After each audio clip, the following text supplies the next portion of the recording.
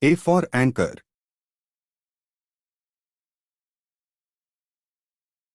A for anchor. A for anchor. B for ball. C for cat.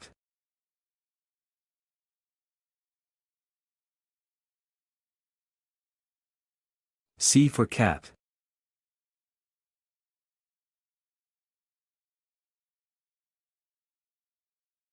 D for dog.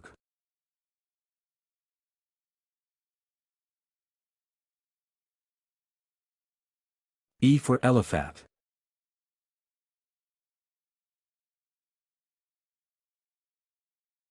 F for fireworks.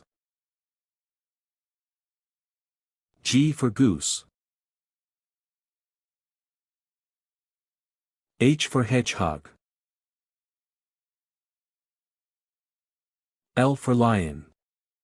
I for iguana.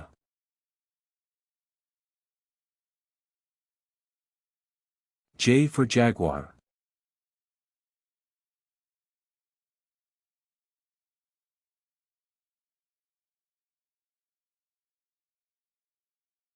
J for jaguar.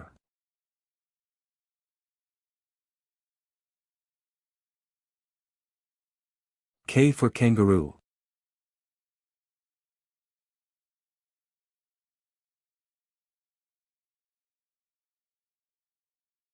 L for lion.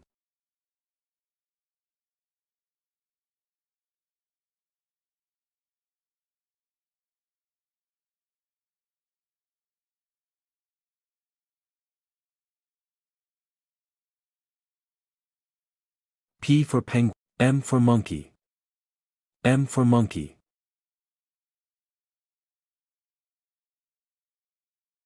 N for nightingale.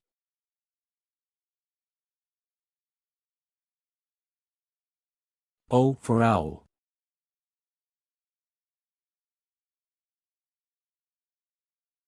P for penguin.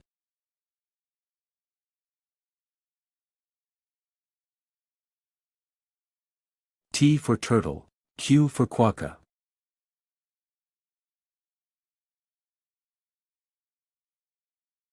R for rocket.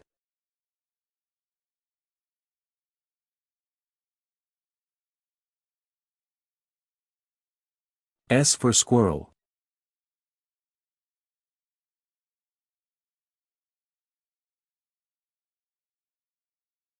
T for turtle.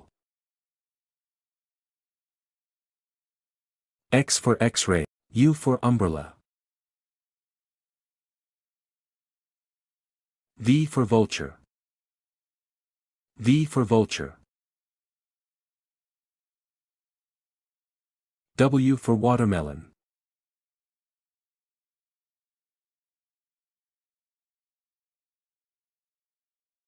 X for X-ray.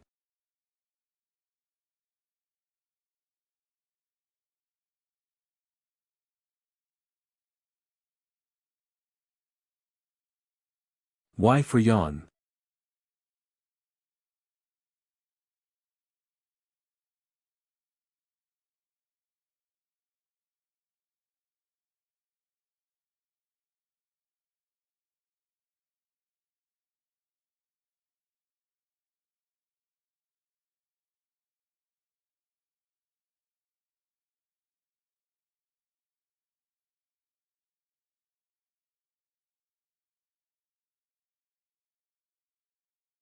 Z for zebra.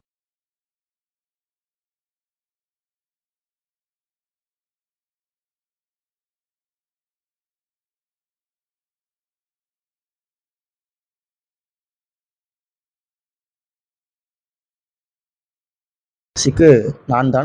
நான் ஒரு சிட்டுக்குருவி. என் பெயர் சிக்கு. சிக்கு நான் ஒரு எருது. நான் விவசாய நிலங்களை உழுவதற்கு பயன்படுகிறேன். சிக்கு நான் ஒரு பசு. நான் பால் தருவேன். மேலும் எனது சாணம் உரமாகவும் எரிபொருளாகவும் பயன்படுகிறது. என் இளமுயிரி கன்றுக்குட்டி என அழைக்கப்படுகிறது. விவசாயி எங்களை மாட்டுத் தொழுவத்தில் வைத்து பராமரிக்கிறார். சிக்கு நான்தான் குதிரை. மக்கள் வண்டி இழுக்கவும் பயணம் செய்யவும் என்னை பயன்படுத்துகிறார்கள். அவர்கள் என்னை குதிரை வாகனத்தில் வைத்து பராமரிக்கிறார்கள். இது என் இளம் உயிரி குதிரைக்குட்டி. என்னால் நின்று கொண்டும் படுத்துக்கொண்டும் தூங்க முடியும் என்பது உனக்கு தெரியுமா? சிக்கு செல்லம், சிக்கு, நான் ஒரு கழுதை. நான் சாம்பல் நிறத்தில் இருப்பேன். மக்கள் சுமைகளை சுமந்து செல்ல என்னை பயன்படுத்துகிறார்கள். இது என் இளம் உயிரி கழுதைக்குட்டி. என் வாழிடத்தை கழுதை லாயம் என்பர். சிக்கு சிக்கு, நான் யார் தெரியுமா? நான் ஒரு செம்பறி ஆடு. இது என் இளம் உயிரி ஆட்டுக்குட்டி. எங்களை பட்டியில் வைத்து பராமரிக்கிறார்கள். நான் மக்களுக்கு கம்பளியை தருகிறேன். கம்பளியிலிருந்து கம்பளி சட்டை, கையுறை மற்றும் காலுறை போன்றவை தயாரிக்கப்படுகின்றன. இவை குளிர்காலங்களில் உடலை கதகதப்பாக வைக்க உதவுகின்றன. சிக்கு, நான் ஒரு வெள்ளாடு. இது என் இளம் உயிரி ஆட்டுக்குட்டி. மக்கள் எங்களை மேய்ச்சலுக்கு அழைத்து சென்று பட்டியில் வைத்து பராமரிக்கிறார்கள். நான் மக்களுக்கு பால், இறைச்சி போன்றவற்றை தருகிறேன். சிக்கு செல்லம், நான் தேனீக்கள். எங்கள் வாழிடம் தேன் கூடு. நாங்கள் அதிக எண்ணிக்கையில் ஒன்றாக கூடி வாழ்கிறோம். நாங்கள் பூக்களிலிருந்து தேனை தயாரிக்கிறோம்.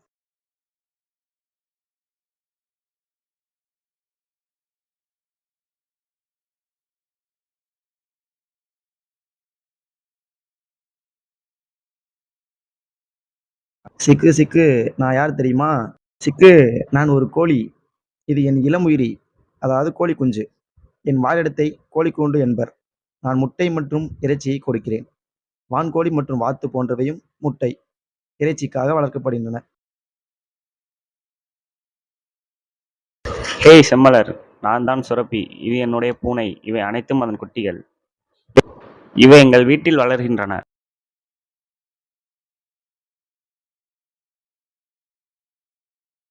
ஹே சுரபி, நான் தான் செம்மலர். இது என்னுடைய நாய். இது அதன் குட்டி. நாங்கள் இவற்றை எங்கள் வீட்டில் உள்ள ஹே சுரபி, நான் தான் செம்மலர். இது என்னுடைய நாய். இது அதன் குட்டி. நாங்கள் இவற்றை எங்கள் வீட்டில் உள்ள நாய்ப்பெட்டியில் வைத்து வளர்க்கிறோம். எனக்கு என் செல்ல பிராணிகளை மிகவும் பிடிக்கும். நான் அவற்றுக்கு உணவு அளித்து அவற்றோடு விளையாடுவேன். அவற்றுக்கும் என்னை மிகவும் பிடிக்கும். அவை என்னை பார்த்தவுடன் தன் வாலை ஆட்டும். நான் அவற்றை நலமாக வைத்துக் கொள்ள மருத்துவரிடம் அழைத்து செல்வேன். சிக்கு, நான் ஒரு யானை. எனக்கு நீரில் விளையாட மிகவும் பிடிக்கும். இது என் இளம் உயிரி யானை கன்று.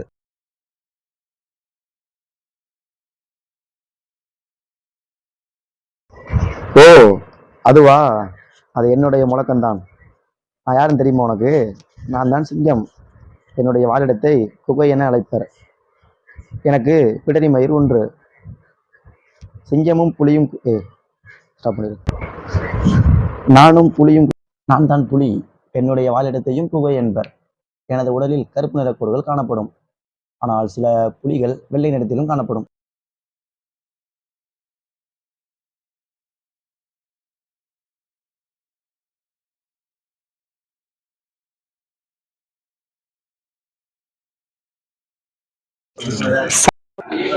இதுதான் சல்லி வேறு.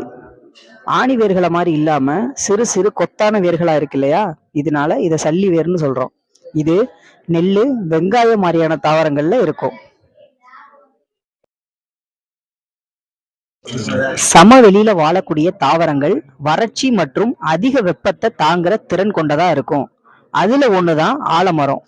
ஆலமரத்தோட கிளைகள்ல இருந்து விழுதுகள் வரும். பிற்காலத்துல அந்த விழுதுகளே வேர்களா மாறும். இதுதான் ஆணி வேறு.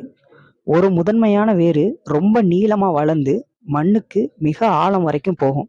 அதுல இருந்து சிறு சிறு கிளை வேர்கள் வளரும். கேரட், பீட்ரூட் மாதிரியான தாவரங்கள்ல ஆணி வேர்களை பார்க்கலாம்.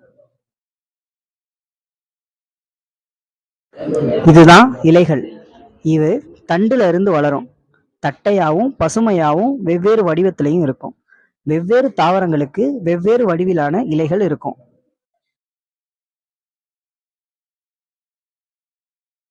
தாவரங்கள்ல மிக அழகான பகுதி மலர்கள்.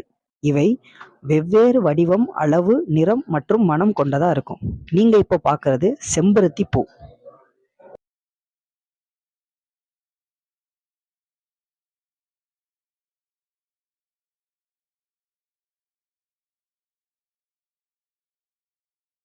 சதைப்பற்றுடன் காணப்படும் தாவர பகுதியை நம்ம பழங்கள்னு சொல்றோம். ஒவ்வொரு தாவரங்களுக்கும் தனிப்பட்ட பழங்கள் இருக்கு. அதற்கான சுவைகளும் நிறங்களும் இருக்கு.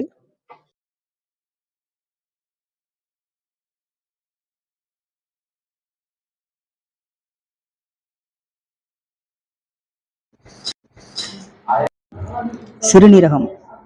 நம்ம உடல்ல 2 சிறுநீரகங்கள் இருக்கும். ஒரு சிறுநீரகம் இல்லைனாலும் இன்னொரு சிறுநீரகத்தை வச்சு உடலால சுலபமா இயங்க முடியும். இது அவரை விதை வடிவில் இருக்கும். நம்ம உடல்ல ரொம்ப முக்கியமான உறுப்பு மூளை. நம்ம சிந்திக்கிற, மனப்பாடம் பண்ற எல்லாமே மூளையில தான் போய் பதியுது. இது முன்மூளை, நடுமூளை, பின்மூளைன்னு 3 வகையா இருக்கு. நுரையீரல்கள் என்பவை மார்பக பகுதியில் கீழ் அமைந்துள்ள பஞ்சு போன்ற உறுப்பு. நம்ம காத்தை சுவாசிக்கும் போது காத்து மூலமா ஆக்சிஜன் நுரையீரலுக்குள்ள போகும். பின்னாடி கார்பன் டை ஆக்சைடு வெளிவரும்.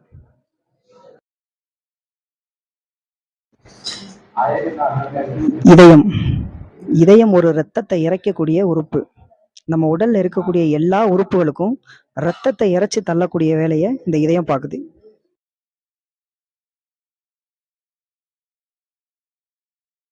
எலும்பு மண்டலம். நம்ம உடல்ல இருக்கக்கூடிய ஒரு பிரதான மண்டலம் எலும்பு மண்டலம். இது கால்சியம்ங்கிற அமிலத்தால ஆனது. நம்ம கனமான பொருட்களை தூக்க உதவக்கூடியது இந்த எலும்பு மண்டலம்.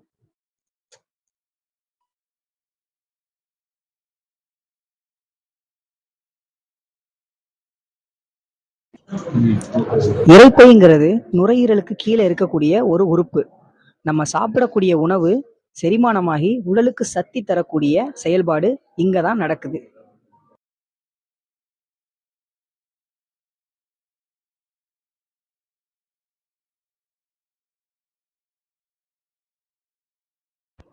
மர இதுதான் சல்லி வேறு. ஆணி வேர்களை மாதிரி இல்லாம சிறு சிறு கொத்தான வேர்களா இருக்கு இல்லையா, இதனால இதை சல்லி வேர்னு சொல்றோம். இது நெல்லு, வெங்காயம் மாதிரியான தாவரங்கள்ல இருக்கும். விதையில இருந்து முதல்ல வேறு, அப்புறம் தண்டுன்னு 2 பாகங்களா பிரிஞ்சு இலைகள் மற்றும் கனிகள் உருவாகிறதையே செடி உருவாக்கம் அப்படின்னு சொல்றோம்.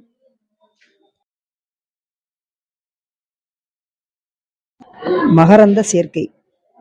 மகரந்த தூள்கள் மகரந்த பையில இருந்து சூலக பையை சென்றடைகிறத நம்ம மகரந்த சேர்க்கைன்னு சொல்றோம்.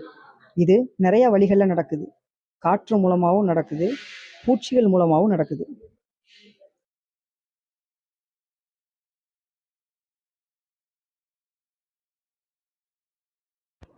மரத்தோட கிளைகள்ல பச்சை நிறத்துல வளரக்கூடியவற்றை நம்ம இலைகள்னு சொல்லுவோம். இது பச்சை நிறமியை பயன்படுத்தி மரத்துக்கு தேவையான உணவை தயாரிக்கிற சக்தி கொண்டது.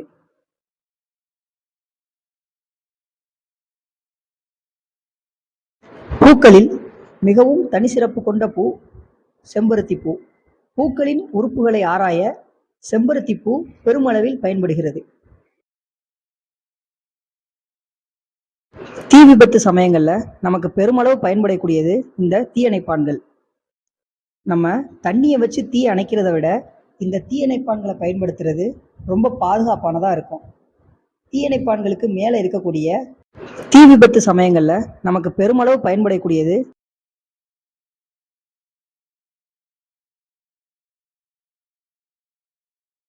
இதுதான் மண்புழு. இது மணல்ல ஊர்ந்து செல்லும். இதை விவசாயிகளின் நண்பன் நம்ம எதுக்காக சொல்றோம்னா, மண்ணுக்கு உள்ள புகுறது மூலமா கீழே இருக்கக்கூடிய மண்ணை மேலையும் மேல இருக்கக்கூடிய மண்ணை கீழையும் ஒரு சுழற்சி மாதிரி ஏற்படுத்துது. இது மூலமா இது விவசாயிகளின் நண்பனா செயல்படுது. இதுதான் ஒட்டகம். ஒட்டகங்களை நம்ம பாலைவன கப்பல்னு எதுக்காக சொல்றோம்னா, ஒட்டகங்களுக்கு நீண்ட கால்கள் இருக்கிறதுனால இது மணல்ல இருந்து தன்னோட உடம்ப கொஞ்சம் மேலேயே வச்சிருக்கும். இது மூலமா ஒட்டகங்களால மணல்கள் நிறைந்த பாலைவனத்துல ரொம்ப வேகமா நடக்க முடியுது. ரெக்கைகளை பயன்படுத்தி வானத்துல பறக்கக்கூடிய உயிரினங்களை நம்ம பறவைகள்னு சொல்றோம். 2 கண்களும் 2 திசைகள்ல இருக்கிறதால ஒரே நேரத்துல வெவ்வேறு திசையில நடக்கக்கூடியதை பறவைகளால பார்க்க முடியும். ரெக்கைகளை பயன்படுத்தி வானத்துல பறக்கக்கூடிய உயிரினங்களை நம்ம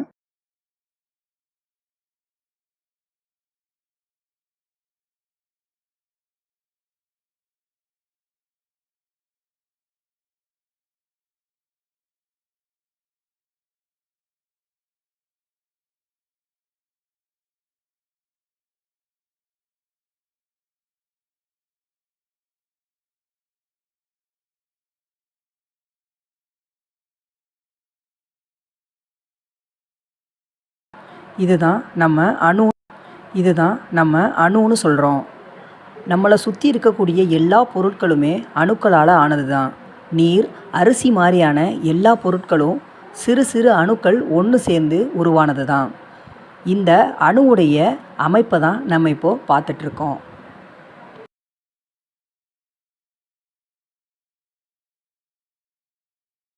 இதுதான் நீர் மூலக்கூறு. நம்ம சுற்றி பார்க்கக்கூடிய நீர், அதாவது தண்ணி, இந்த மூலக்கூறுகளால் ஆனது தான்.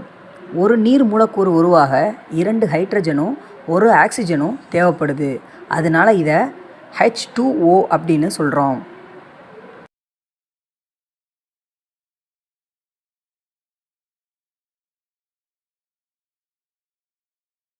இதுதான் சிறுநீரகம். நம்ம உடலில் 2 சிறுநீரகங்கள் இருக்குது. நம்ம குடிக்கக்கூடிய தண்ணியை சுத்திகரிக்கிற வேலையை இந்த சிறுநீரகம் பார்க்குது. இதுதான் நுரையீரல். நம்ம சுவாசிக்கிறதுக்கு பயன்படக்கூடிய உறுப்பு இதுதான். காற்றுல இருக்கக்கூடிய ஆக்சிஜனை உள்வாங்கவும் கார்பன் டை ஆக்சைடை வெளிவிடவும் நமக்கு உதவக்கூடிய உறுப்பு இந்த நுரையீரல்.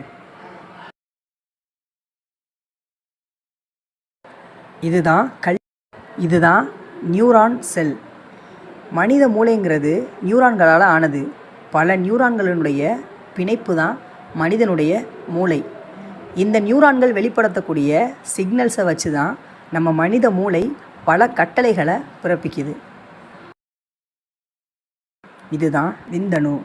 இனப்பெருக்கத்தின் போது ஆண்களுடைய உடம்புலேருந்து வெளியாகக்கூடிய இந்த விந்தணு பெண்களுடைய கர்ப்பப்பையை சென்றடைஞ்சு கருத்தரிக்க உதவுது.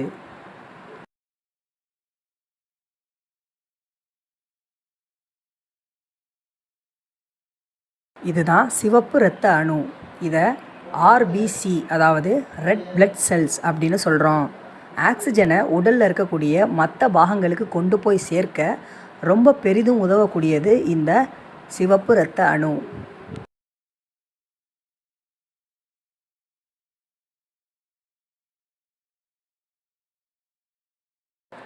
இதுதான் கல்லீரல்.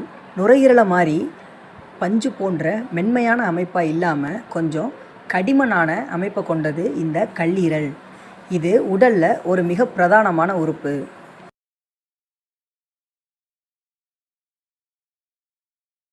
இதுதான் விலங்கு செல். ஒவ்வொரு செல்களும் அது திசுக்களாக மாறி பின்ன உறுப்புகளாக மாறி அதுக்கப்புறம் உறுப்பு மண்டலங்களாக மாறி அதன் பிறகு உயிரினங்கள் தோன்றுது. இது மாதிரி விலங்குகளுக்கு இருக்கக்கூடிய செல்லை தான் விலங்கு செல் அப்படின்னு சொல்கிறோம். இதுதான் மனித மூளை. மனித உடலில் 24 மணி நேரமும் உறங்காமல் வேலை செய்யக்கூடிய ஒரு உறுப்பு மூளை அப்படின்னு சொல்லலாம். மனிதனுடைய சிந்தனைகளையும் செயல்பாடுகளையும் ஞாபகங்களையும் தீர்மானிக்கக்கூடியது இந்த மூளை தான். இது நியூரான்கள் ஆனது.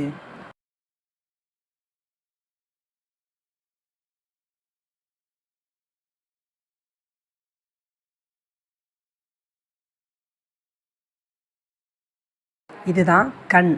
மனித உடலில் 2 கண்கள் இருக்குது. இது சரியாக செயல்பட்டால் தான் மனிதனால் வெளிப்புற உலகத்தை பார்த்து அதை புரிஞ்சிக்க முடியும்.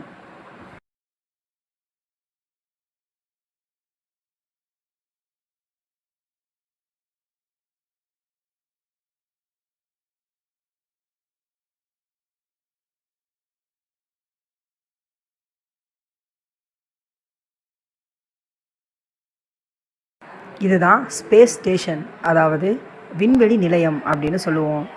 ஒவ்வொரு நாடுகளும் அதோட தனிப்பட்ட விண்வெளி நிலையங்களை வானத்தில் புவியீர்ப்பு விசை இல்லாத இடத்துல நிறுத்தி வச்சுருக்கோம். விண்வெளி ஆராய்ச்சிக்கு ரொம்ப பயன்படக்கூடியது இந்த விண்வெளி நிலையங்கள். இதுதான் ஸ்பேஸ் ஸ்டேஷன், அதாவது இதுதான் விண்மீன் மண்டலம். ஒவ்வொரு தனிப்பட்ட விண்மீன்களோட ஒட்டுமொத்த கூட்டமைப்பை தான் நம்ம விண்மீன் மண்டலம் அப்படின்னு சொல்கிறோம். நம்ம ராத்திரி வானத்தை பார்க்கும்பொழுது ஒளிரக்கூடியவைகள் தான் விண்மீன்கள்.